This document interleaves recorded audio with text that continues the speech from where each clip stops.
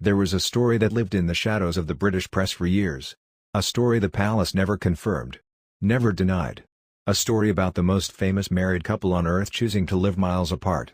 Not separated by a corridor. Not divided by a wing of the same castle. Miles. Queen Elizabeth at the operational center of the monarchy, fulfilling the constitutional duties she had sworn herself to at 21.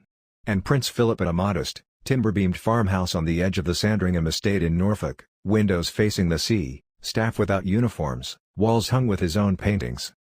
The tabloids treated it like a wound. Royal rift. Philip abandons palace. 73 years and now this. The headlines were brutal. The speculation was relentless. And the public consumed every word of it because the truth, the actual truth, was something the press was never equipped to understand. But Princess Anne understands it. The most plain-spoken, unsentimental, fiercely private member of the royal family has spoken about her parents' arrangement with a clarity that cuts through decades of tabloid noise. And what she has revealed does not just reframe the story of Philip and Elizabeth. It reframes everything we think we know about what love is supposed to look like. Stay with this. Because where it goes is not where you expect. To understand what happened at Wood Farm, you have to go back much further than 2017. You have to go back to 1947. To a wedding night. To a tradition so embedded in British aristocratic life that it was never discussed publicly because, in those circles, it simply did not need to be. When Queen Elizabeth and Prince Philip moved into Clarence House as newlyweds in 1949, they did not share a bedroom. This was not a secret kept from the public out of shame. It was not a sign of coldness or an early fracture in the marriage.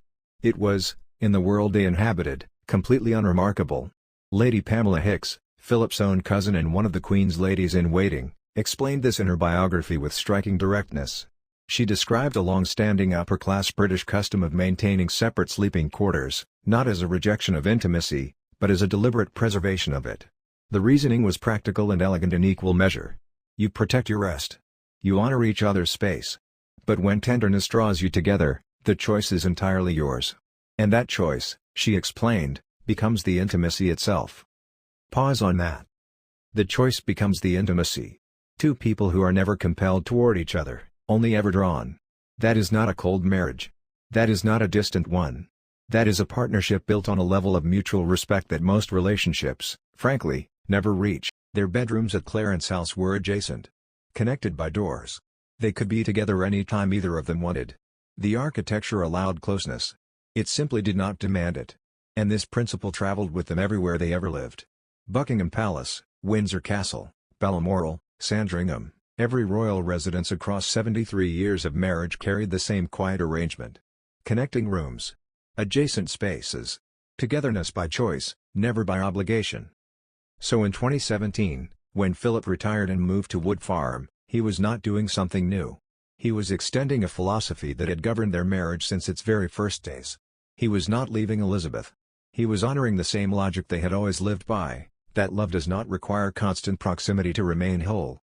Now let's talk about what Philip actually did when he moved to Wood Farm.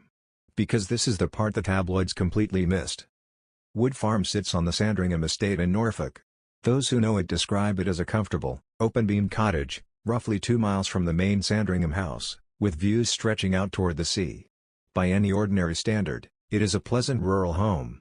By royal standards, it is almost shockingly modest. When Philip moved in, he did not simply take up residence. He shaped the space into something that was, perhaps for the first time in his adult life, entirely his own. He oversaw the design of a new kitchen. He hung the walls with his own watercolor paintings. He rearranged rooms to suit his personal tastes and preferences. He reportedly cultivated a truffle farm on the grounds. He read. He painted. He invited close friends to stay, something that the rigid protocol of palace life had always made genuinely difficult. At 96, in a 5-bedroom farmhouse in Norfolk, he finally had a home that answered to no protocol. Decorated with his own art. Arranged by his own hand. And the staff who worked there did not wear uniforms. In the machinery of the British monarchy, that detail carries more weight than it might seem. The palace runs on ritual. On visual hierarchy. On the meticulous maintenance of order and distinction. At Wood Farm, none of that. Just people. Living simply. And when Queen Elizabeth visited, which she did regularly, far more regularly than the press ever reported, she did not arrive to ceremonies and formality. She cooked. She stood at the kitchen sink in a Norfolk cottage and washed the dishes after dinner. Hold that image for a moment. The Queen of England. Washing dishes. At a kitchen sink. In a farmhouse overlooking the North Sea. That is not the behavior of a couple whose marriage had grown cold. That is the truest expression of what their marriage actually was. A private world where the crown could be set aside and two people could simply be themselves.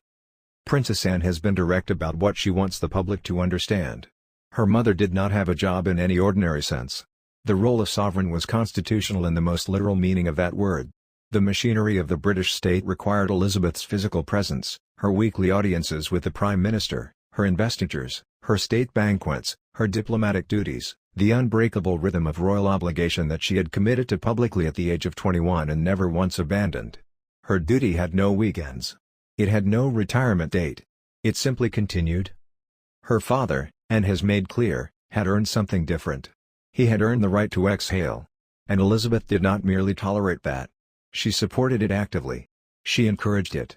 She understood that giving Philip the freedom to live quietly, to breathe without the weight of protocol pressing down on every waking hour, was not a withdrawal of love. It was love expressed at its most mature and most generous. What Princess Anne is telling the world is this. The separate residences were not a failure of their marriage. They were its highest expression. The proof that after 70 years, these two people still understood each other's deepest needs and still had the grace and the will to honor them. Ask yourself honestly. After 70 years with another person, how many couples can say the same? But Wood Farm is not simply a retirement cottage. Its history runs far deeper than that, threaded through decades of royal life in ways that most people, even devoted royal watchers. Philip himself first selected Wood Farm in 1967 as a retreat for family and guests, a place free from the expense and formality of the main Sandringham house. Over the 50 years that followed, it became one of the few genuinely private spaces the royal family. Prince Charles hosted shooting parties there during his university years and continued to use it well into adulthood. Princess Diana stayed there in those early hopeful days before her engagement to Charles was formally announced. Catherine Middleton, now the Princess of Wales, visited early in her relationship with Prince William during a trip to Sandringham that quietly signaled how seriously the family regarded that relation. But Wood Farm also holds a shadow. A chapter of royal history that sits uncomfortably alongside its former legacy and that most people have never heard. King George V and Queen Mary made a decision that history has judged with lasting unease. Their youngest son, Prince John, was suffering from increasingly severe epileptic seizures. The seizures were worsening. Public appearances had become impossible. And so the young prince was quietly sent to live at Wood Farm, away from the main family. He lived there for 2 years. He died there in 1919. He was 13 years old. It is a grief the cottage absorbed without explanation. And yet Wood Farm endured, continuing to serve the family across generations as a place of retreat, renewal, and quiet escape from public life. When Philip chose it for his retirement, he was not choosing a random property. He was choosing a place soaked in family history, a place he had personally selected decades before, a place that felt, in the most honest sense, like home. The pandemic swept Britain with terrifying speed. Philip was 98 years old, with a pre-existing heart condition and a body that, despite extraordinary vitality across a long life, was finally beginning to show its age. He was in the highest possible risk category. The arrangement that had worked smoothly for 3 years was no longer sustainable. The risk was too. For the first time in years, they were living together fully. Daily. Just the two of them, with minimal staff, in what royal biographers would later call the HMS Bubble. A self-contained world sealed off from the pandemic raging outside Windsor's walls. A couple in their late 90s. Married for over 70 years. Separate bedrooms, separate residences, separate daily lives, by most tabloid definitions a distant marriage. And yet the moment genuine danger arrived, there was no hesitation. No negotiation. Philip simply came home to Windsor. To Elizabeth. To the place where they could face whatever was coming together. Does that sound like a broken marriage to you? Because it sounds like the definition of an unbreakable one. They spent that time together in a way they hadn't in years. Unhurried. Prince Philip, Duke of Edinburgh, died on April 9, 2021, at Windsor Castle. He was 99 years old. He died not at Wood Farm, the place of his retirement. He died at Windsor, the place where he and Elizabeth had chosen to wait out the storm together. Side by side, at the end. What happened after his death tells you more about the truth of their marriage than almost anything that came before. Queen Elizabeth II, the most composed, Most duty-bound monarch in modern British history, a woman who had maintained her bearing through wars and crises and personal losses that would have broken most people, was broken by this loss.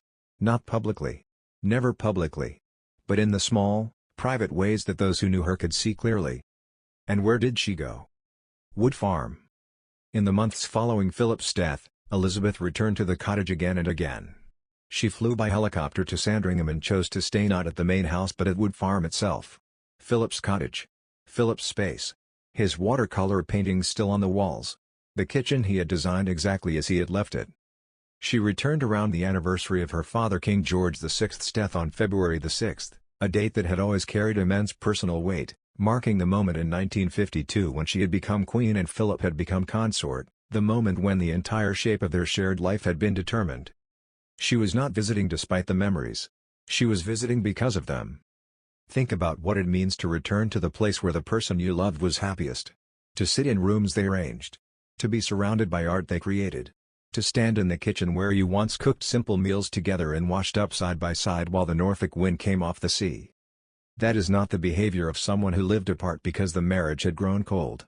Philip and Elizabeth spent 73 years quietly dismantling that idea. They understood, from the very beginning of their marriage, that love does not require constant closeness to remain alive. That two people can be completely, devotedly committed to each other while still honoring what each of them needs as individuals. That the deepest form of care is sometimes the willingness to say, "Go and be yourself. I will be here when you return." Wood Farm was not a retreat from their marriage. It was the proof of it. A place where a man who had given everything finally had the freedom to simply be. And a woman who understood that freedom is the highest gift she could offer the person she had built her entire life beside. Princess Anne is not revealing a scandal. She is not exposing a fracture. She is asking the world to look at two people who loved each other with enough wisdom, enough patience, and enough genuine respect to build a marriage that lasted 73 years and left one of them returning, again and again, to a quiet farmhouse in Norfolk just to be near the memory of the other.